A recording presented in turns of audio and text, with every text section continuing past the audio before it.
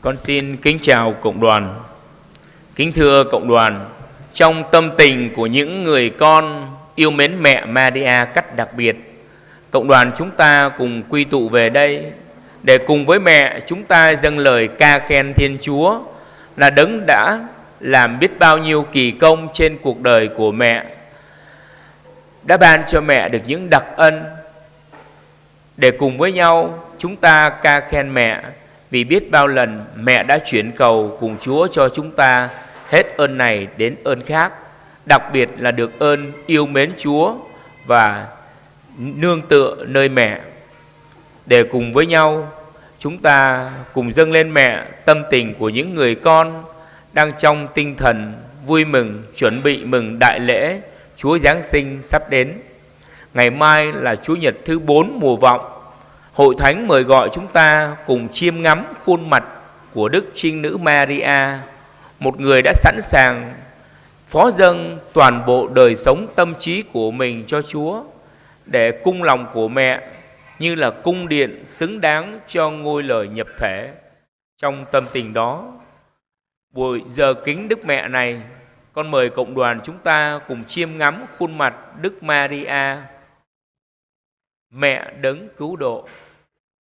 Ở khuôn chinum keng khắp amang branchoa khắp cơ mị Maria xít bia bình ta rây bê này bây giờ cơ mị Maria branchoa bình ta mút ròm hăng mị Maria và an cơ khoa tê doa cơ tum bưng ai khoa tê bờ bụng rơi lấy cơ mị Maria bình ta mút ròm và an cơ mị Maria và ni cơ nhu doa cơ lưu vót lấy Ami Maria eo lại hàng khoa giang tê gum cơ bình ta mút rom amang branchoa hurhara doa cơ xa rồi tường bình ta mơ ác prong rồi Giêsu qua tuôn rây hơn nhớ amang môn pơ phụ cơ mị Maria anei eo chắc bình ta pơ min rom rút mị Maria Ami po bậc lai. Để giờ hành hương kính Đức Mẹ của chúng ta được đẹp lòng Chúa, được sốt sắng, mời cộng đoàn chúng ta cùng dâng lời hát. Này xin Chúa Thánh Thần xuống thánh hóa tâm hồn của mỗi người chúng ta, thánh hóa giờ kính Đức Mẹ này.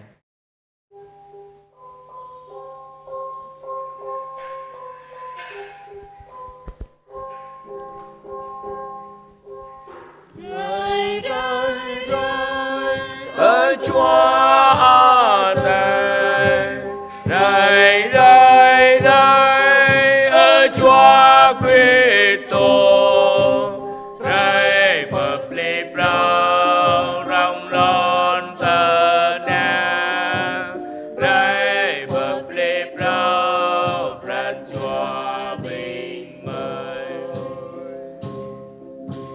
đây bờ tập đây mới thâu ran ama ate thâu vô bậc lai thâu Giêsu Kitô qua mời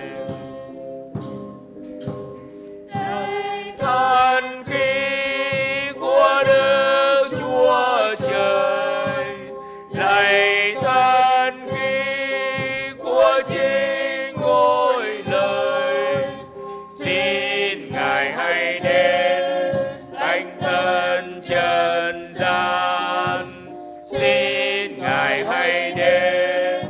Thánh Thần lòng con. Lạy Thiên Chúa, Chúa đã dùng sự đồng trinh phong nhiêu của Đức Maria diễm phúc mà ban cho loài người ơn cứu độ muôn đời.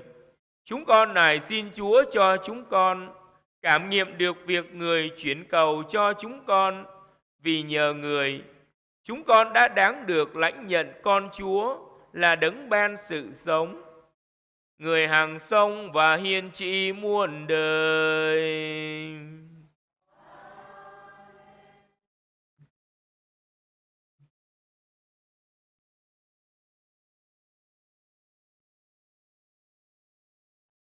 Lời mắc lạ tôi ơi Luca Pomergiang chí. Chinh amang tum rơi anon, per tao Augusto Bertrun rạ giáp cọ mà núi bơi gióp lon thần ná. Rạ giáp a cọ mà núi tan xa anay chinh lơm ơi kirin apan proa khoarcha siri. Abi bang neo chí anan, rim cho per plơi nhupo, hanun Joseph đi nào mân mương char Galile. Plơi Nazareth, per char Jute, trú per plơi David, anan Bethlehem. Doa cơ nhu mương sang hang cơ nung doay David. Kè cơ chí anan tôm Maria, po dạ con lấy hàng nhu, glắc tổ gem. Chinh cấp lá gơ nhu tổ bơi anun, dóp lấy tôm rơi Maria gem chi trú ten. Hanun nhu tơ kèn lấy anna cơ choa, po amang khăn hang pedi amang atong rock. Doa cơ bu mau ani cơ gờ nhu ố amang sang chưa cả toài. Amang quan anon mau binh kẹ triêu tổ bơi tơ tron. Krong mót mà lâm vài lăng tập bôi hello gờ nhu. Anh ấy giang hem qua tê rây trệ gờ nhu. Hàng cực trứ cơ an qua tê rờ đá bang chung ta gờ nhu. Hàng gờ nhu hụi dợ dợ hiền. Sa mơ giang hem lại cơ gờ nhu. Anh năm hụi ố. Anh ấy cao bơ mực rơi cơ bình ghi xa tờ lời mà ác prong brin. Tờ lời mà ác cơ à bí khun anh cha rờ mình. Rồi anh ấy tờ kèn lấy cơ bình ghi. Amang plơi David sa cho po bực lái. Anon po Cristo khoa ate. Anh ấy ano bơ bú cơ bình ghi. Bình ghi amra bú sa cho chả đai muai po amang khăn. Bờ đi amang atong rock. Hàng tụ tơ nộ, rom tôm giang em, sa cho anon, mau sa khun lulin binh giang em mừng rờ ngít, tức lông, bờ an cơ qua giang ate hàng lại, an cơ qua giang ate bờ cục lông, hàng bơi lon tần ná rờ nút rờ noa cơ mà núi nhu kèn khắp. Cao binh ta tổ bè, xin mời cộng đoàn ngồi. Này đây, tôi báo cho anh em một tin mừng trọng đại. Hôm nay, đấng cứu độ đã được sinh ra cho chúng ta. Ngài là đấng Kitô, là Đức Chúa. Đấng cứu độ ấy đã được Thiên Chúa dọn sẵn một cung điện xứng đáng để nhập thể làm người. Đó là cung lòng của Đức Trinh Nữ Maria.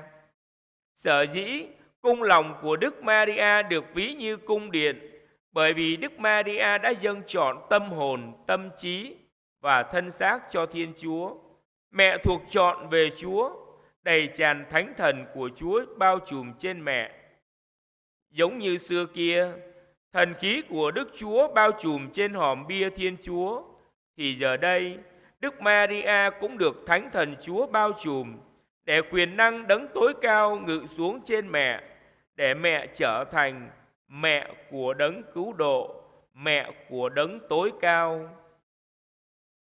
Khi còn là cô thiếu nữ, Đức Maria đã dâng mình trong đền thờ để được lắng nghe và suy gẫm lời Chúa, để cho lời Chúa trổ sinh hoa trái trong lòng.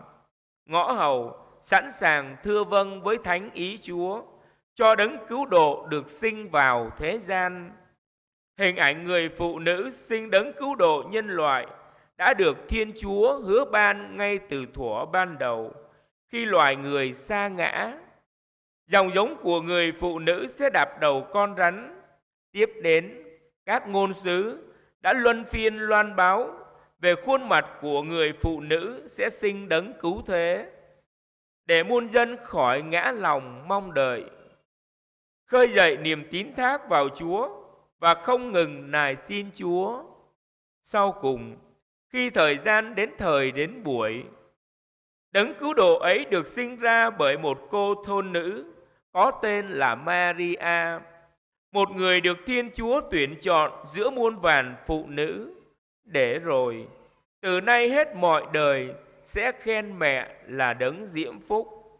Sở dĩ Đức Maria được Thiên Chúa tuyển chọn giữa muôn ngàn phụ nữ, bởi mẹ đáp lại tiếng gọi mời của Chúa trong khiêm nhường và vâng phục trong đức tin, trong tình yêu mến. Mẹ đã cưu mang lời cứu độ của Thiên Chúa trong lòng trước khi cưu mang đấng cứu độ thành hình trong lòng mẹ. Lạy mẹ Maria, xin cho chúng con cũng biết noi theo gương của mẹ, biết cưu mang lời Chúa trong lòng, để cho lời Chúa trổ sinh được hoa trái trong tâm hồn chúng con, ở lại trong tâm trí chúng con, để chúng con cảm nghiệm được tình yêu cứu độ mà Thiên Chúa dành cho chúng con, để chúng con mang ơn cứu độ của Chúa đến cho tha nhân, chia sẻ niềm vui vì được tin mừng cứu độ, vì đã kinh nghiệm được rằng đấng cứu độ chữa lành hồn xác chúng con. Lạy mẹ Maria, mẹ đã sinh ra Đức Vua mà nhân danh thật là đấng hằng hữu. Mẹ được niềm vui làm mẹ và vinh dự đồng trinh. Trước mẹ, sau mẹ, chẳng có ai được như vậy. Ane câu pơ mực rơi cơ bình ghi xa lời mắc rạ prong brin. Lời mắc lạ cơ a bí khun ana char. Rơi ane tư keng cơ bình ghi amang plơi ta vít. Sa cho po bậc lái. Anun po Cristo khoa a tê. Qua tê pơ rắp hờ lâu lấy cơ ana nhu. Sa ani hem klạ. Đã mơ pơ tun rây bơi lon tình á. Anon chinh ten ami Maria. Nhu mau tờ lời hợp tiếp bơ dơ a bí trời chan pranchua nhu po cơ khoa tê. Mừng so đêm. Lơm nhu chinh tra. Nhu tô amang sang khoa tê. Kèn cơ mau môn pơ min nào rây hép a tê. Đã mơ hép a tê tộ lại amang pranchua nhu. Amang lam nhu. Hờ lâu cơ. Po bậc lái tun rây tô amang ten nhu.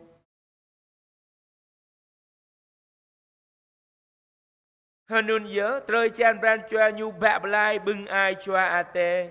Chinh ani hem klạ dấp gian kèn cơ po bậc lái tun rây tô. Ami Maria chinh ami po bậc lái. Lời hợp tiếp ý mút rom tôm Giêsu qua po bậc lái. Abi bơ heo amang lời tiếp bơ mực rơi lời mất lạ nhu. Ca hàng po bậc lái doa chê lan tụ ư hàng qua a tê. Ý tụ ư hép qua a tê mân kèn cơ po bậc lái trui tun rây amang lon tờ ná ane. Rồi cao ý eo lại gum kèn cơ biên ở mơi thâu tụ ư hép ý eo chắc. Bơ min nào rây chu a nhụ bơ nga hem răng eo lại kèn cơ tụ bưng bậc lái. Kèn cơ po bậc lái tui tun rây hàng tộ lại amang branchua rim chô binh gờ mơi. Đã mơ binh gờ mơi mưn lấy. Bưng bậc lái po bậc lái rơi cơ binh gờ mơi. Kèn cơ amang tờ lời tiếp binh mơi thâu blar tui. Bưng bậc lái anon cơ bí băng. Binh po hờ tiếp chệ cham binh gờ mơi. Ami Maria. Rồi cao ít rơi cơ binh gờ mơi mau branchua rút hàng ý. Thao dạ hép qua a tê amang lam na nào. Kèn cơ rơ mét xếp branchua gốc gan chê cạ po bậc lái trùn rây. Hàng tộ lại tôm binh gờ mơi na nào amang tờ lời tiếp binh gờ mơi. Giờ đây mời cộng đoàn chúng ta cùng đứng. Hãy dâng lên mẹ lời kinh lạy Cha, kính mừng và sáng danh bằng tiếng Charai để bày tỏ tâm tình những người con nương tựa nơi mẹ.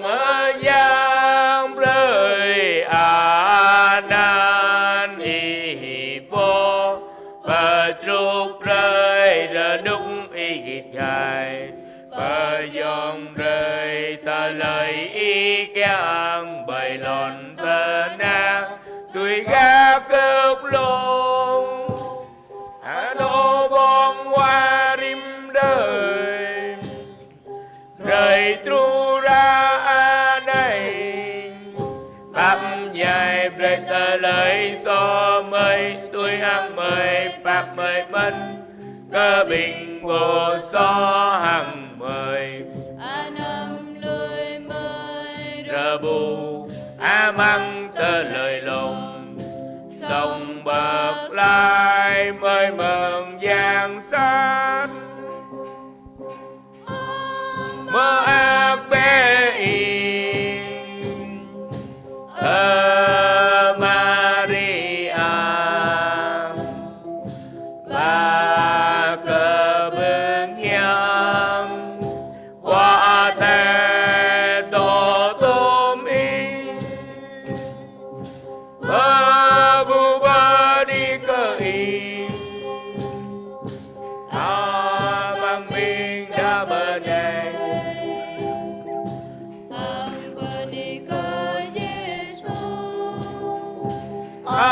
đã mừng tên đi Maria mơ giang mi khoa giang tê giao lại break cơ mời đã mở nuôi xó sát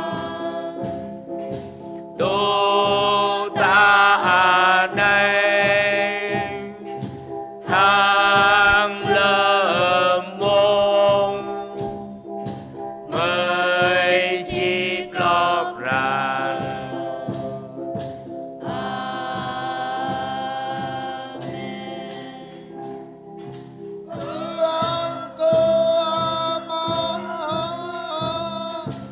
hàng hàng chúa lung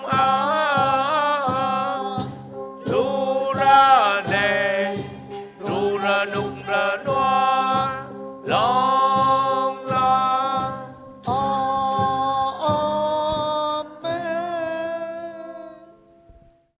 Giờ đây mời cộng đoàn cùng hiệp ý với những người đến tạ ơn và xin ơn qua lời chuyển cầu của mẹ. Hiệp ý với những người tạ ơn. Một ý xin tạ ơn vì được thêm lòng kính mến Chúa và Đức Mẹ. Hai ý xin tạ ơn vì chừa bỏ tội lỗi và tính hư nết xấu. Năm ý xin tạ ơn vì đi đường được bình an. Ba ý xin tạ ơn vì có công ăn việc làm. Hai ý tạ ơn vì đòi được nợ. Hai ý tạ ơn vì gia đình sum họp hòa thuận thương yêu nhau. Sáu ý tạ ơn vì gia đình bình an. Hai ý tạ ơn vì được ơn như ước nguyện. Hai ý tạ ơn vì con cái ngoan ngoãn học hành tấn tới. Ba ý tạ ơn vì khỏi ốm đau bệnh tật. Hai ý tạ ơn vì cầu cho các linh hồn. Một ý tạ ơn vì được thánh hóa bản thân, cải thiện đời sống. Hai ý tạ ơn vì được bình an trong tâm hồn và trong cuộc sống. Bốn ý tạ ơn vì có con cái. Một ý tạ ơn vì tìm thấy của cải. Và những lời tạ ơn mà mỗi người trong cộng đoàn chúng ta muốn dâng lên mẹ. Hợp cùng mẹ Thiên Chúa, chúng con xin tạ ơn Cha. Chúng con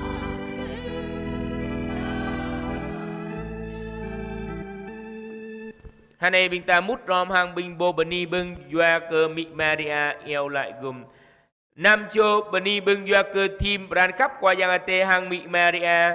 Clau cho bani bưng thao mự hép qua giang ate. Sa cho bani bưng thao lui từ lời xó hang cả núi sát ram. Toa cho bani bưng doa cơ thao hợp róc đoại lại hang qua giang ate. Sa cho bani bưng doa cơ cơ chấp trú bờ đút. Cho pan cho rồi cao bưng bani bưng doa cơ neo amang chelan rồi nút rồi noa. Toa cho bani bưng doa cơ mau proa mẹ. Sa cho bani bưng doa cơ tanh kla bí hình nữ. Sa cho bani bưng doa cơ sang anọ rồi nút rồi noa. Clau cho bani bưng doa cơ lom roa noa. Sa cho bani bưng doa cơ thao yêu lại rơi cơ bình bơ ngát choa. Clau cho bani bưng doa cơ gum ru lơm tà náp tà nông. Sa cho bani bưng doa cơ rồi nút rồi noa amang lam hang amang tà lơ tít. Toa cho bani bưng doa cơ tơ kiang hem. Clau cho bani bưng doa cơ mau anạ bạ. Hang tum tơ lời bani bưng bình ta kiang bây giờ cơ mị Maria. Hane bình ta mút rom bây giờ tơ lời bani. Hiệp cùng mẹ Thiên Chúa, chúng con xin tạ ơn Cha. Chúng con xin tạ ơn Cha. Hai này bình ta mút rom hang bình bồ rồi cầu bừng. Cho ban chô rồi cầu bừng thêm lòng ran khắp mị Maria hang qua tê. Hợp lúc toa chô rồi cao bưng thao mự ép qua giang ate. Bạ chô rồi cao bưng thao bơ dơ từ lời tiếp. Amang broa bơ com từ lời chan. Toa ra ban chô rồi cao bưng thao lui từ lời xó hang cả núi sát ram. Chá ban chô rồi cao bưng thao hợp róc đoại lại hang qua giang ate. Hợp lúc xa chô rồi cao bưng cơ chấp trú bơ đút. Hợp lúc chô rồi cao bưng nao amang chơ lan rồi nút rồi noa. Bạ chô rồi cao bưng mau broa mẹ. Nam chô rồi cao bưng tanh kla bí hình nữ. Toa chô cao bưng tui mạc lại nước arang đom. Hợp lúc lau chô cao bưng sang anọ pơ góp thao mút rom kèng cắp. Hợp lúc toa pan chô cao bưng sang anọ ra nút ra noa. Toa ban chô cao bưng tui pran tui anọ kèng. Toa ban chô cao bưng anạ sang ram đi tui pơ plong chinh trố. Sa chô cao bưng bút lại một núi trệ chèm. Hợp lúc năm chô cao bưng lom roạ noa. Hợp lúc chú chô cao bưng dày mờ ác. Hợp lú chô cao bưng eo lại rơi cơ binh bơ ngát choa. Chú chô cao bưng bơ chí rơi pô bập lý rơi tiếp. Hợp lú chô cao bưng gum ru lơm tà náp tà nông. Hợp lú xa chô cao bưng rồi nút rồi noa amang pran hang amang tà lời tiếp. Toa chô cao bưng tơ kiang hem. Toa chô cao bưng mau anạ bẹ. Xa chô cao bưng ép bú công ngàn. Hằng tum tơ lời cao bưng binh ta keng bây giờ cơ mị Maria eo lại gum hai này binh ta mút rom bây giờ cơ mị.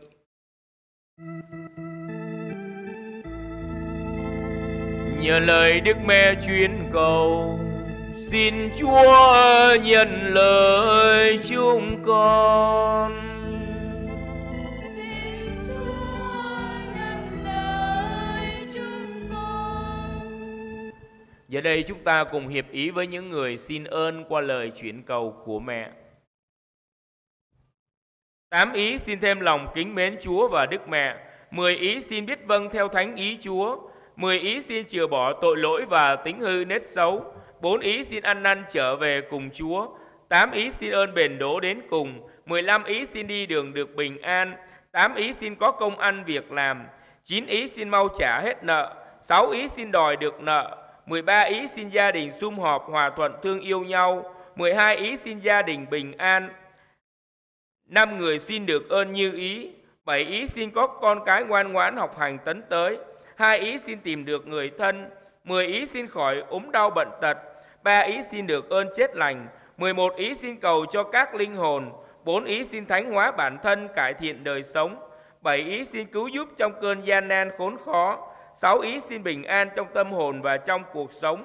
1 ý xin sinh nở bình an. 4 ý xin có con cái. 1 ý xin tìm thấy của cải. Và những lời xin ơn mà mỗi người trong cộng đoàn chúng ta muốn dâng lên mẹ chuyển cầu. Nhờ lời Đức Mẹ chuyển cầu, xin Chúa nhận lời chúng con. Xin Chúa nhận lời chúng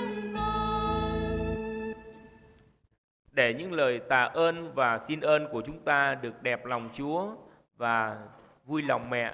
Giờ đây cộng đoàn chúng ta cùng dâng lên mẹ những lời ca, những đóa hoa tươi thắm cũng như những đóa hoa mân côi mà chúng ta muốn gửi gắm trao dâng lên mẹ.